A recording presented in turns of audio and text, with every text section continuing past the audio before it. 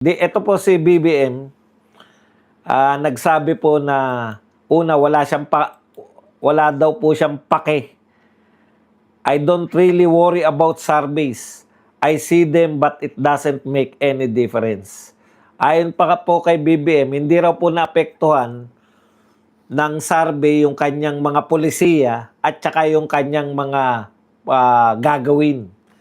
Alam mo, Mr. President, yan yung pagkakaiba nyo ni Tatay Digong. Si Tatay Digong, marunong silang kumapa kung ano po ang kagustuhan ng tao. Alam nyo, campaign promise ni Tatay Digong yung federalismo. Maganda po yung federalism. Kaya lang, ano po sabi ni Tatay Digong?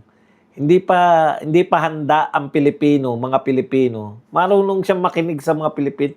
Hindi nga nila naintindihan. Marami pong Pilipino hindi po naintindihan yung federalism. Hanggang ngayon, kahit po sa inyo, marami po sa mga viewers natin, hindi pa rin po gaanong gagap kung ano po yung federalism. Di ba? Kaya hindi tinuloy ni Tatay Digong. Marunong siyang makinig. Meron pa siyang isang panukala na nakalimutan ko na, maalala ko yan hanggang bukas, na hindi niya tinuloy dahil sa pakikinig. Sana hindi po yung lahat ng survey. Alam naman ni BBM kung ano yung tunay na survey at yung peking survey. Kita niyo yung lumabas na tinalo ni Lenny si BP Sara. Sabi ko nga, ang question ko nga, may naniniwala ba ron sa Okta? Pero hindi nyo po pwedeng i-ignore, Mr. President, yung survey. Kasi scientific po yan. Yung totoong survey, yung kapanipaniwalang mga survey, scientific po ang pagkakagawa sa survey. Hindi nyo po pwedeng sabihin na wala kayong pakialam. Kaya hindi popular. Kaya hindi popular.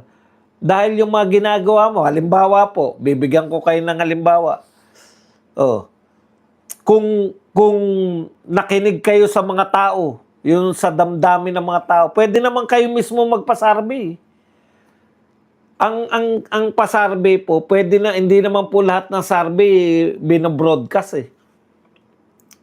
Karamihan po ng mga politiko na nagpapasurvey, hindi naman po yan na babalita yan. Halimbawa, presidente, gusto niyang alamin lang ang gusto ng mga tao. 'Di ba? Ano ba ang gusto ng mga tao? Impeachment o flood control investigation. Malamang ang lalabas, flood control investigation. Yun po yun . Kaya po pala kayo ang layo-layo nyo sa katotohanan kasi bagamat scientific yung mga survey, hindi po kayo naniniwala. Kaya, sino pinaniniwalaan nyo? Si Auntie Claire? Kaya talagang wala kayong guide. Yun po yun . Okay. Kaya wala po kayong kaide-ideya kung ano po nararamdaman ng tao. Halimbawa, ito na lang yung leadership fund ng Senado. Tignan niyo po yung katwiran ni Auntie Claire dyan. Castro, iginiit na walang alam si Marcos Jr. sa umanong 24 bilyong leadership fund sa Senado. Kung alam ng Pangulo yan, hindi mangyayari yan. Alam nyo, gusto po kayong ilusot ni Auntie Claire . Ang problema, mas malala po yung palusot nyo. parang sinasabi ni Auntie Claire, hindi alam na, ang pag-amin po na hindi nyo alam yung leadership fund, ay pag-amin po yan ng talagang pirma lang kayo ng pirma ng budget. Hindi nyo talaga sinusuri, hindi nyo talaga tinatanong. Wala po kayong pakialam sa pagbabudget. Hindi po kayo nakikialam. Dapat po yung budget ng Pilipinas, galing po sa Pangulo yan, supposedly. Alam niyo yun? Kayo ang nagbibigay ng direksyon. Pag sinabi niyo po na wala kayong alam sa naganap sa budget, kayo po huling mese . Sa Malacanang po nagmumula yung budget. Yung proposed budget po nagmumula po sa Malacanang. Paano hindi nyo malalaman yung budget? Mali po ako ng pang-intindi. Ang akala ko po, isang beses lang po yung leadership fund. Iba pa pala yung kay Subiri na ang nagamit. Magkano ba yung nagamit kay Subiri? Ang nagamit po ni Subiri ay 13.29 billion at iba pa po kay Chis Escudero na ang nagamit ay 20.